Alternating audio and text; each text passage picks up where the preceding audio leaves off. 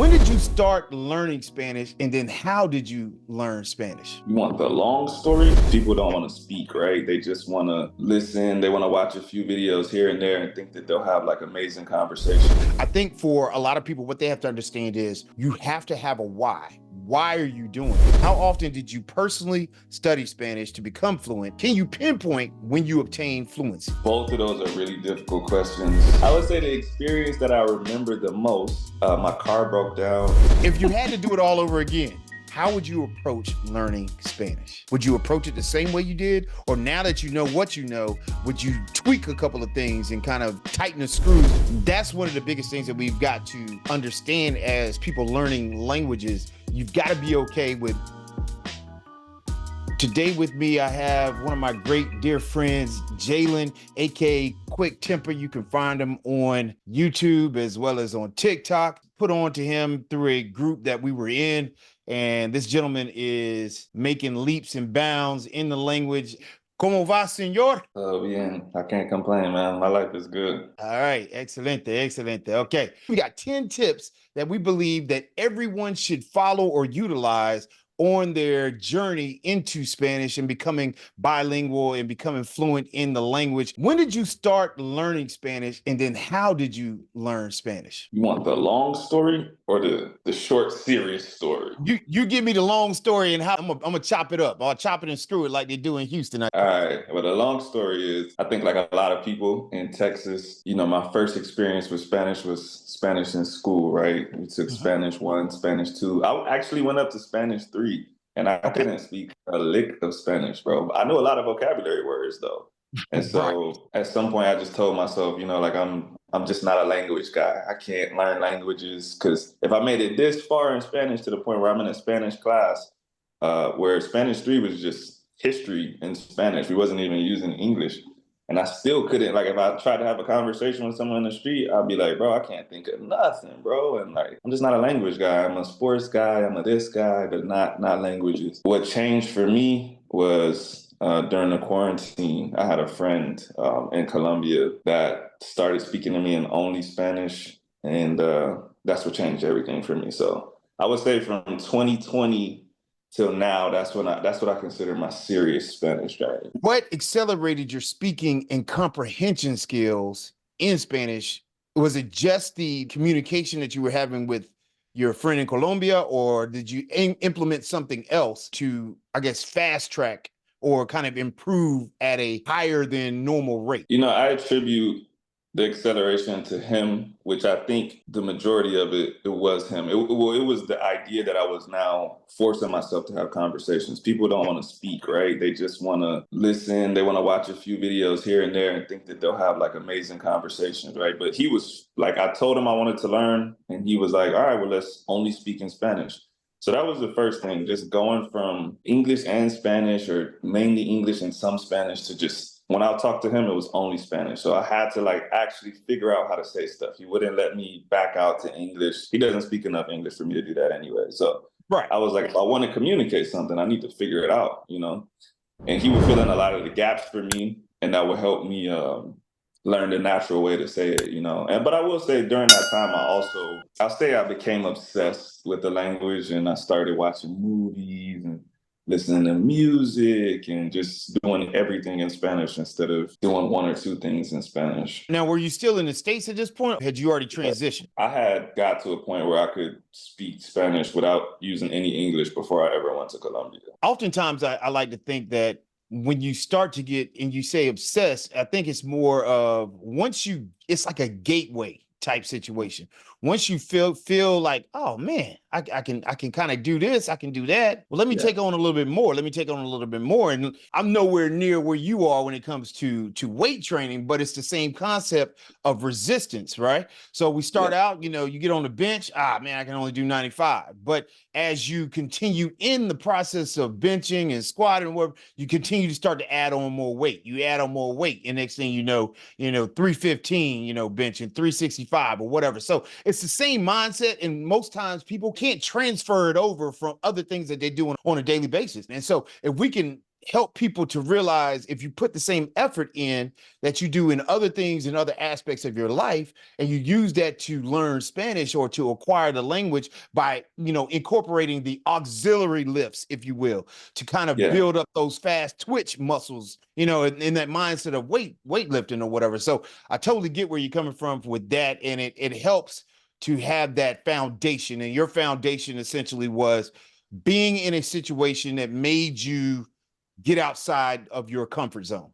And I think that helps a lot of people. They don't know really how to get out of their comfort zone. And so essentially we could say that you were what I like to call it domestically immersing or digitally immersing oneself. Being able to domestically immerse yourself or digitally immerse yourself is kind of what you were doing. And then at that point, it started to flourish. So that's awesome. Good stuff. How often did you personally study Spanish to become fluent? Can you pinpoint when you obtained fluency? Both of those are really difficult questions, and I'll answer them to the best of my ability. The first one I would say is tough to answer because a lot of the things that I was doing, I didn't consider it studying, and I think that's important too. Like people ask me that all the time, like how much should I study? And I'm like, I don't know. If you call it studying, it's gonna feel like you're like punishing yourself. You know what I mean? Like for me, I might have watched a full movie in Spanish, so that's 2 hours. But did I say I was studying for 2 hours? No, I was just having fun watching a movie. I started watching boxing in Spanish. I'm not like, this hurts my brain. I'm like, oh, I love boxing. And I'm hearing terms that I already know physically, and I'm hearing the way that you say it in Spanish. So it's tough for me to say like I studied 2 hours a day or 1 hour a day. Sometimes it was 3 or 4 hours. Sometimes it was 30 minutes. Sometimes I would have days where I would only just listen to a podcast on the way to work. You know what I mean? But my whole thing was just like, I'm going to do something every single day because I liked it. And I think that's what's most important. I think if you don't like it, it's going to be really tough to do. I like the way the music sounds. I like the culture. I like a lot of stuff about that revolves around Spanish. If you hate the music, if you hate the way the language sounds, if you hate everything, you're just like, I'm going to do this, I don't know, to make money or something. It's probably going to be a lot harder to do. You know what I mean? So, and then as far as the fluency, that's tough, man. That's tough. I had days in the past where I felt really fluent, and then a week later I have a conversation. I'm like, damn, do I even know Spanish, bro? So, but I would say the experience that I remember the most, and this happened about a year and a half into me taking it seriously. My car broke down, and my barber, who was Puerto Rican, he was like, bro, I could get you a guy out there because it was Sunday. So like nobody was trying to come help me on the road and stuff. He said, I could get you a guy out there. And he sent him to me because my barber knew that I spoke Spanish, but he didn't tell me this dude didn't speak English. And so the dude pulled up and he just starts talking, asking me what's wrong and this, and how much money do I have and how much could I pay? And I'm like, oh, this dude speaks no English. I even at one point I tried to say something in English and he was just like, no entiendo. And I was like, dang. Like, but we handled it. I actually drove him. Well, we drove his car to like AutoZone or something to get some parts. And I went home and I was like, yo, I just handled all of that in Spanish. That's crazy. It wasn't easy. I couldn't default to English. I communicated everything, got my car fixed. I did the transaction. So I'm like, what else could I really ask for in that moment? You know what I mean? Right. So, And technically, we can look at that as being like a situationship, if you will. So it was situational Spanish, and it was kind of, all right, we're putting you to the coals at this point. You got to take what you know and utilize it to get your point across, to get the info transferred over to him so that he can understand. If you give yourself that opportunity, that chance to be in a situation, or you get into a situation, you've just got to say, hey, I'm going to go for it. And that's one of the biggest things that we've got to understand as people learning languages. You've got to be okay with making mistakes. I mean, if you can't get that across to yourself, the road is going to be rugged when you're not okay with making mistakes. And it's understandable because as adults, we've been institutionalized, if you will, from an academic standpoint, where if you make mistakes, you're looked down upon or you're frowned upon, or harvest that over time. And I can't make this mistake. So when you're learning the language, it's all relative at that point. And you're struggling because you don't necessarily want to make mistakes. And that's a big issue I find with a lot of adult learners when it comes to Spanish. I could say two things about that. For one, I guess I didn't mention this. For me, that moment was so important because, bro, I don't know anything about cars in English, bro. So We've had that So, conversation before. Yeah. yeah. So for me, it was like, yo, the fact that I like that conversation would have been difficult for me in English and I did it in Spanish. I think that even ties into the question you asked me earlier. One thing that accelerated my learning was just understanding that they are mistakes, but it's like that means I learned something. If I could Right. recognize that I said something wrong, then I learned something. If somebody corrects me, then I learned something. So I made a ton of mistakes in that conversation, but I also walked away like, oh wow, like I know how to say tow truck now. I know how to say this now. I know how to say tires now. I might have not known that before. So And I think real life situations actually stick when you experience it in the language. That's a story that's going to stay with you, and everything that went into the story is going to stick. And I think when you put yourself in a situation where it's outside of your zone, you're utilizing things that you don't normally use on a daily basis. It's yeah, outside of your zone, but it's something that is so far outside, that is why it sticks. It's an outlier. And so I think right. that's one of the things. A big thing that I want to address is, because we came into it on similar paths. If I had to go back to the very first time I took a actual Spanish class or started taking it seriously, I would have journaled my interactions or my studies. Not necessarily, hey, we did this in class today, but journaling like, hey, this is what I've learned. How did I apply it? Didn't apply it. Trying to make sure I've got a format or a game plan set aside. And that's something I think would be huge for somebody that's starting on this path, is journaling about the experience of the journey in Spanish. Having that to know, because as you continue on, like you and I, neither one of us can pinpoint, I became fluent in, 2002. Like you can't pinpoint it. But it goes back to, I don't know if you've ever seen this episode of The Simpsons where Bart studied abroad overseas in France, and they ended up having him. He thought he was going, I'm going to study overseas, and then he ended up doing like child labor, working at a vineyard or whatever. And they Yeah. had him like, crushing grapes with his feet. They're working him to the bone, like, and so he gets out into the streets of Paris, and he comes across this police officer.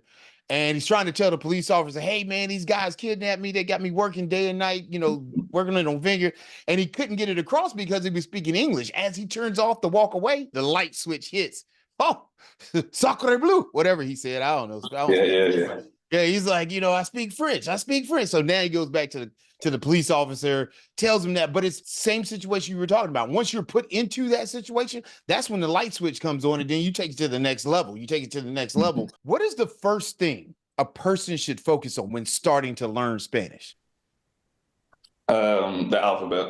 And this is a personal opinion, but if you just Mm-hmm. think about the way anyone learns their first language, like you start off, with sounds, mimicry. You just saying what your parents say, and then you at some point you learn the alphabet. Your parents teach you the alphabet, and they teach you the sounds of the language. And specifically Spanish, these sounds are important because depending on where you put in accent, you're saying a different word. If I say hablo or hablo, that's a totally different thing. So you can't just, skip past the letters and the sounds and hope to be Yes. all right. Same thing with the double R and the R, right? Ahora, ahora. Totally different words.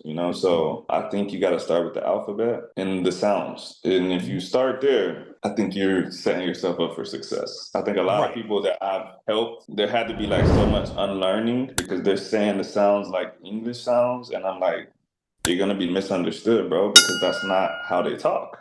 Right. And I think when people look at the alphabet, they're like, oh man, you got me starting with the alphabet. And it's not because you need to learn the alphabet. It's like you said, you need to learn the sounds and the differentiation of what you know from a English standpoint, or whatever your language may be, but from an English standpoint, and how to traverse over into Spanish, pronunciation, mimicry, and the alphabet. Awesome. Good stuff. Which Mhm. would you say is more important? Would it be speaking first or listening first? I think they're equally as important, but I think listening is more important because, like I said, the same thing as like a baby, right? A baby can't form their own sentences out of it. Doesn't come from a vacuum. You have to hear other people say stuff, and the baby repeats it, and sometimes they don't even know what they're repeating. They're just repeating it. Like for example, a baby, you say, "You want to eat? You want food? You want food?"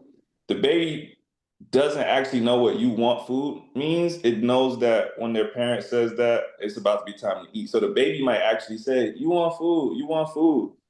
And eventually their mind is going to say, oh, you is actually me. And You're right. eventually they're going to say, want is this, you know? So at first listening is more important. You just need to know like these words go with this context. This goes with this. And then eventually your brain starts dissecting it. You know, I always tell people there's a gestation period in language, which is Yes. why like when people say that they learned in 30 days or something, I'm like, you can't. You don't know the context of everything. You don't understand the language in 30 days. It takes more and more and more and more time. They Right, because tell you didn't you, learn English in 30 days. Like, yeah, exactly. right. There's so many things, bro, but you don't realize this stuff until you're teaching it to other people. Uh-huh. They'll be like, you can't put two conjugated verbs next to each other. And then they're Mm-hmm. like, later, 4 or 5 years later, you're like, oh, you can when you're trying to express a certain meaning. But you Yes. can't tell a beginner that because they're going to be doing it the wrong way. You know what I mean? Right. So, Right. There's definitely levels to it. Right. And and it's all about building that foundation. That's one of my things that I always express to my clients is that you have to establish a firm foundation. And there's going to be rules that will change. We're not there yet though. Like I don't tell them there's going to be rules that change. When you get to that point, you're like, oh, but back then, but then they understand because they have that foundation. And I think that's one exactly. of the important things. And I totally agree.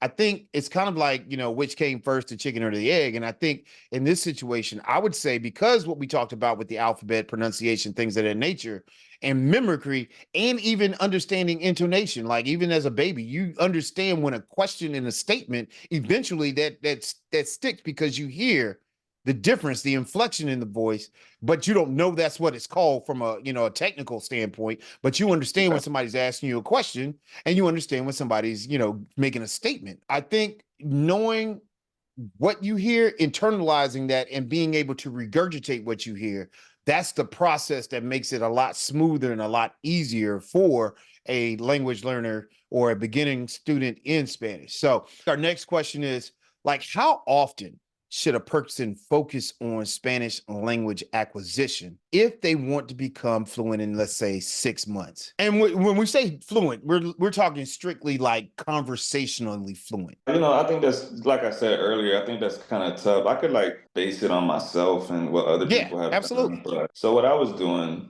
and I was at a point in 6 months where I could have conversations. I Mm-hmm. was 3 times a week, like Monday, Wednesday, Friday, I would talk to my friend for an hour strictly in Okay. Spanish only.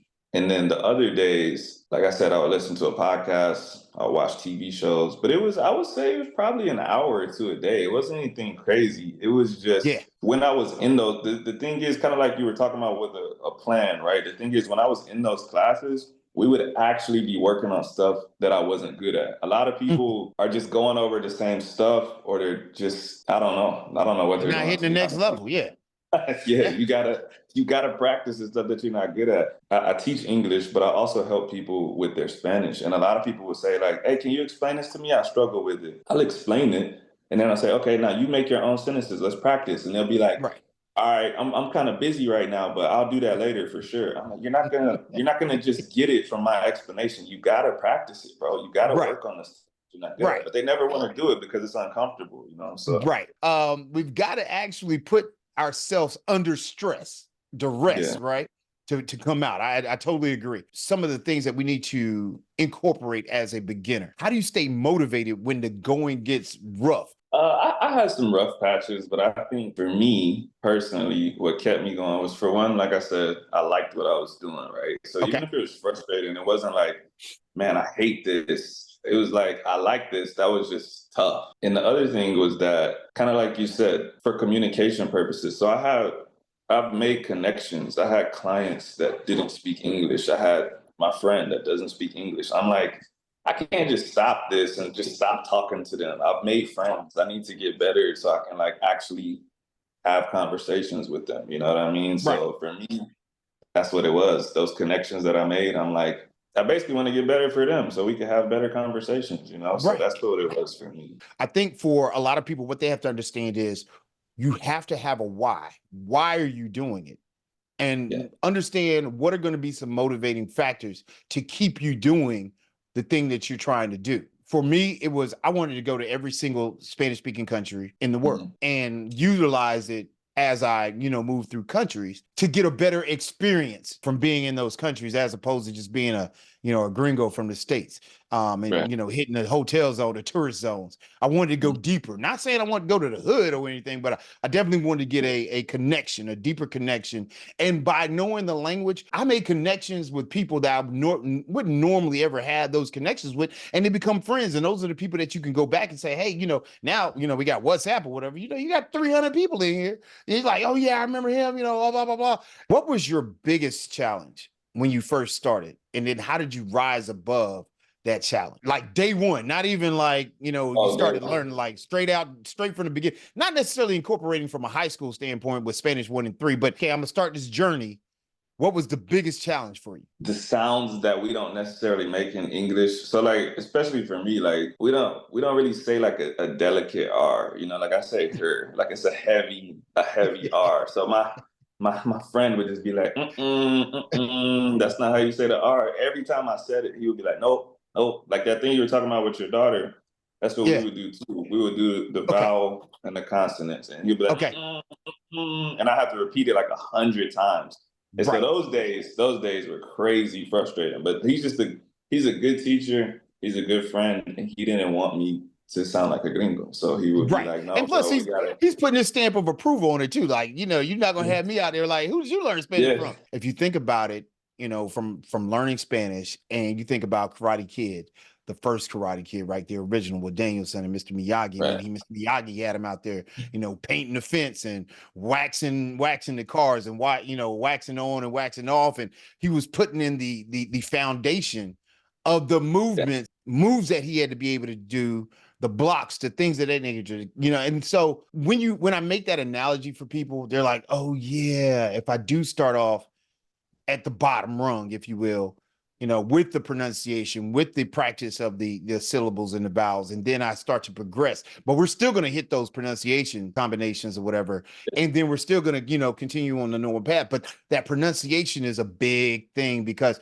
I think once people have connections to things that they already know, it sticks, right? And so that's one of the biggest things I've learned. Like if I'd have had those connections back then, half the time I did this stuff, it would have been, I would have been able to speak faster and understand Right. and be engaged in a conversation if somebody would have broke it down like we're doing it right now, which sucks, but whatever. So if you had to do it all over again, how would you approach learning Spanish?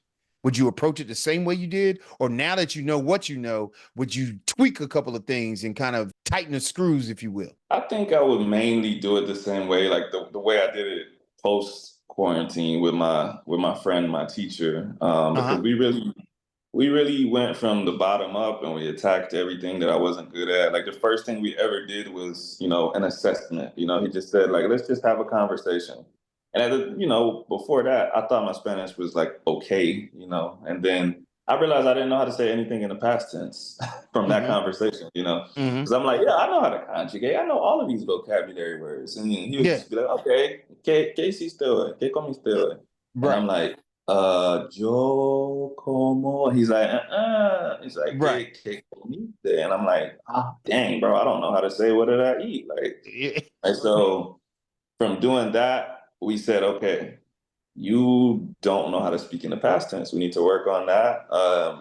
And kind of like you were talking about earlier, we would do a lot of role play. We're like, you're a trainer. You probably should know how to say this stuff in the gym. You want to go out to eat at restaurants? Let's pretend I'm a waiter. You ask me for some food. You ask me for this. So I think we did it probably in the best way that we could, which is why the results were accelerated and good. And I moved to Colombia with pretty much no trouble, little trouble here and there, but for the most part, no trouble. Right. And I think that rolls right into what we're talking about. So, because number 8 is, what is your belief on contextual based learning? Right. And that's contextual based learning, basically what you're talking about when you're doing the role play of I'm a trainer. I need to know these words. That's contextual based learning. So what is your belief on contextual based learning, comprehensible input, and mimicry when it comes to learning Spanish? I think for mimicry, it's super important. Like I said, that's how kids do it. That's the only way you're going to get better at making the sounds. You have to try to make the sounds like they make the sounds. Comprehensible input, I don't know anything negative that I could say about that. You need to be like if I you need to be listening to something that you somewhat understand. If I watch anime in Japanese, and which I have, I still don't know any words in Japanese. I Got literally don't know. Actually, I know probably one word, like nani. Like I know what it. because I've heard it 5,000 times. But Gotcha. Right, outside right. of that, I couldn't form a sentence in Japanese, and I probably watched like 100 anime joints. You know what I mean? Mhm. So if it's not somewhat understandable, it has to be a little bit above your level. But if it's way up here, it's like me listening to a lecture on microbiology. I probably will walk out like I don't know what I just listened to, bro, because I Right, don't have right. the foundation. I didn't go to college for it. I don't know anything about what they're saying. So Mhm. and what was the first So thing? we Oh, had contextual. contextual based learning. Yeah, I think I said this in a video before, but for me, there's like three rings, right? And this is all the vocabulary that I would need in my daily life.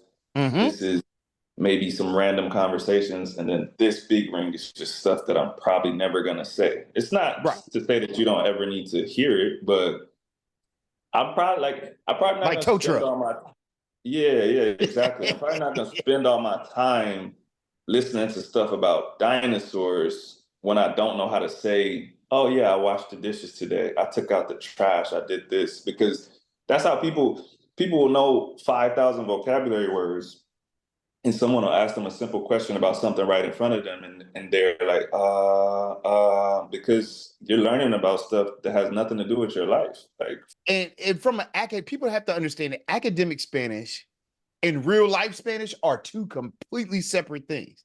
yeah, And not so even close. you've got to understand what is it that you're trying to achieve. Are you trying to get a master's in Spanish, or are you just trying to be able to function in your community in Spanish? Because if Yeah, that's the case, you need to apply real life principles to what you are focused on or what you want to get out of learning the language. And I think yeah, people, they have to make sure, hey, I'm not just going to buy this book that teaches me Spanish. Like, not really going to work. Like with the things that we have available with us, and even though we have this, we go back and forth about Chat GPT and things like that, but it will give you a game plan. At right. least you can get a structured game plan that can help you, as opposed to going buy this book off of Amazon that's not Mhm. going to give you what you actually need. I mean, you could go through indirect object pronouns, direct object pronouns, when to use forward versus product. That's great, but you should use that from a supplemental standpoint and not as your actual focus. For me, I wouldn't say that would Right. be your focus on how you learn the language. I think by Mhm. getting out in the atmosphere and environment and speaking it is probably your best way to learn the language. You've got to put yourself, hold your feet to the fire on that. Would you recommend spaced repetition vocabulary like flashcard aspect? I can't say I'm 100% against it, but I can Okay. definitely say I'm not pro flashcards for a couple of Okay. reasons. Um, for one, like I said, if you're doing stuff uh, that's like relevant to your life, you will run across the same words anyway. So that's still spaced repetition, but in real life, you know what I mean? Mm-hmm. Mm-hmm. And the second thing is most of the time, flashcards are one word. And in Spanish, well, I mean, even in English, prepositions are super important, right? You don't want to say like, "Oh, I talked at your mom yesterday." You want to say, "I talked to your mom." And so Right. I hear a lot of people do that with Spanish because they don't learn with prepositions; they just learn the words by themselves. So they'll say like "trato a" instead of "trato de," and it's like, oh man, like that's so wrong. Like you changed everything about how you're supposed to say it. So that's my problem with flashcards. I guess if you were gonna do it, it needs to be a flashcard with the preposition attached to Right. the word. And I think people oftentimes don't realize that you can create what you need in when Right. it comes to these computer-based flashcards. So if you put in pensar in and use that instead of, oh, I thought about, and you think, oh yeah, I can use the word day. No, you've got to make sure that you access it in its basic form, and then you can run Mhm. off of that, and then you can have Right. sentences and things of that nature. I say create your own cards based on the information that you're studying, and then use it from that standpoint. Face repetition vocabulary flashcards are amazing. I wish I'd have Yeah. had them. if you know how to utilize them. You've got to know how to use them. Just don't get a random, stack of, electronic stack and just go through them and like, oh yeah, it's not what you need. Make what you need so that you can get to where you need to get to. And so as we land the plane here with number 10, what's your take on language learning apps, Duolingo specifically, but what's your take on language learning apps?